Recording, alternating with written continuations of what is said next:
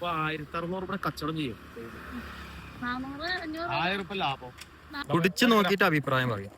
ഞങ്ങളിവിടെ കൂത്താട് പള്ളി ഉണ്ടല്ലോ, ഒരു മെയിൻ പള്ളി ഉണ്ട്, അതിന്റെ അടുത്ത് ഇങ്ങനെ വിശന്ന് വലിഞ്ഞു വരിക ചൂടത്ത്. അപ്പോഴാണ് നമ്മൾ താത്താനെ കാണുന്നത്.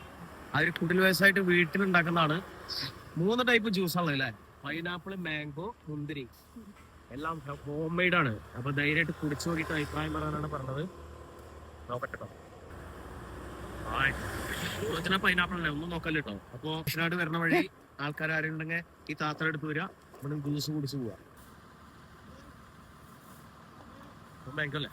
അടിപൊളിയാട്ടോ, ഞാൻ കഴിച്ചു നോക്കിട്ടോ, നല്ല ടേസ്റ്റ് ഒക്കെ ഉണ്ട് കേട്ടോ. എത്ര വെച്ച് വരുന്നത്? 40 രൂപയാണ് വരുന്നത് അല്ലേ?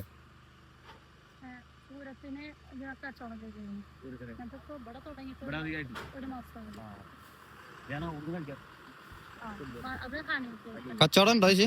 45.